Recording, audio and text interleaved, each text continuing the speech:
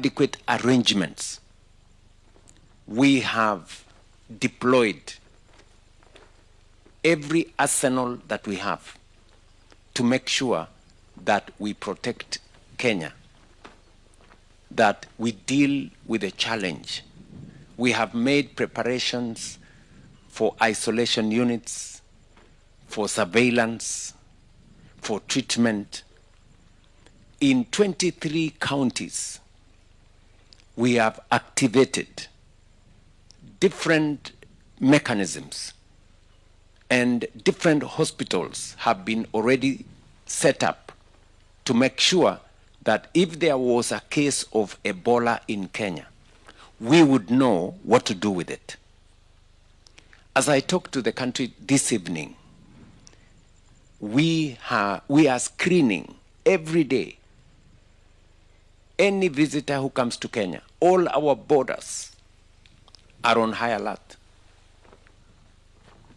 All our borders, land borders, air borders, are already activated. There is surveillance, there is screening.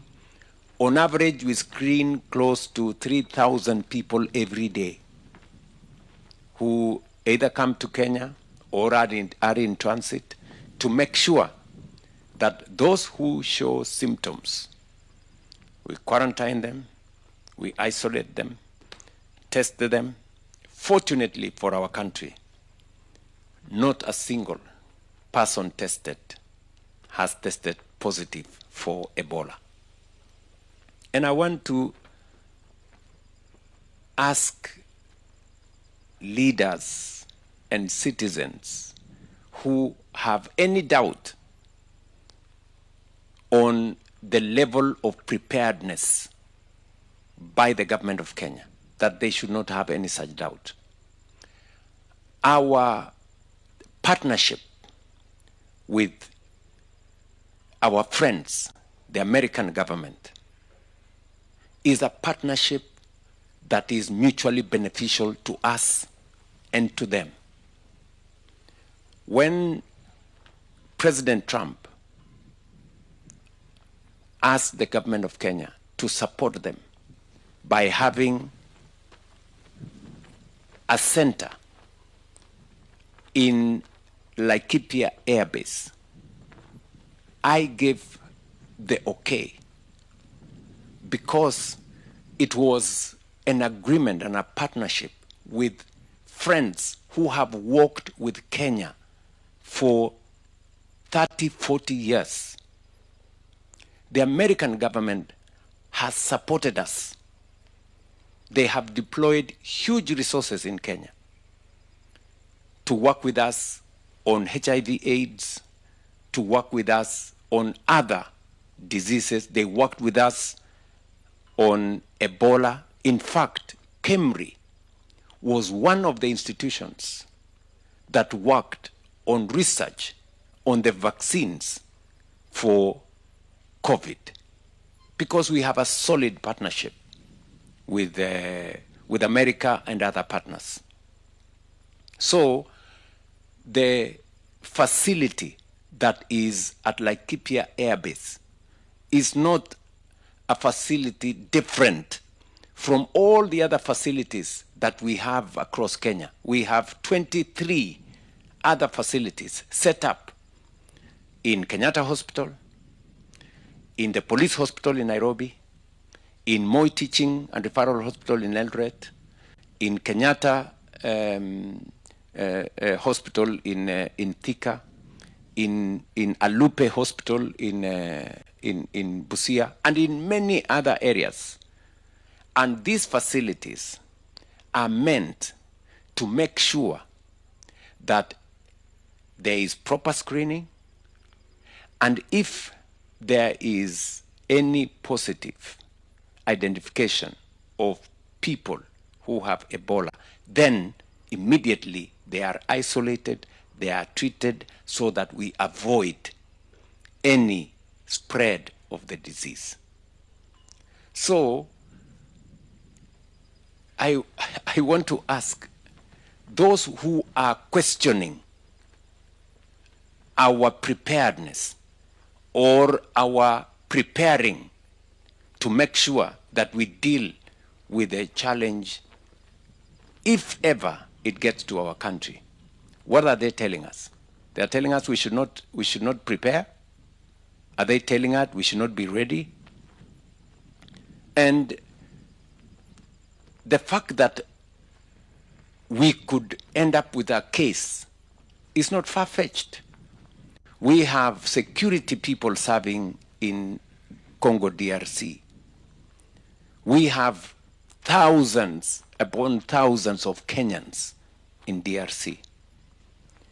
If, for whatever reason, they were to become victims of Ebola, we would have a responsibility as a country to treat them. We would have a responsibility to our citizens to make sure that we take care of them.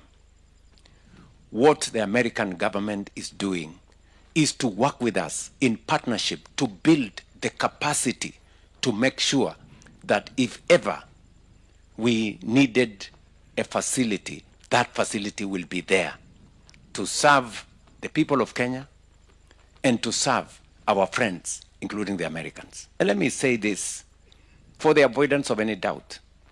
This is not the first time we are doing such a facility with partners. During COVID, we built a whole facility at the UN headquarters in Nairobi that served people from different parts of the world, members of the UN family, others who were in need. They came, they were served in Nairobi. I am wondering why anybody would want to politicize, to mobilize negative politics on a matter so serious as a pandemic. You know, we are a responsible government. We know what we are doing. So people should relax. You know, politicians should avoid reckless, unnecessary talk that doesn't mean anything. I am very confident about what we are doing as a country. I can assure the people of Kenya that the agreement between the government of Kenya and the American government is for the good of our country and for the partnership that friends like the American government have demonstrated to us over time. They have deployed huge resources. They've given us a grant of close to 200 billion Kenya shillings to support the building of our health infrastructure. They've done it before. It's not the first time. They're doing it again because that is the nature of international solidarity. That's the nature of friendship and partnership with people whom you share common values, like the way we do with the American people.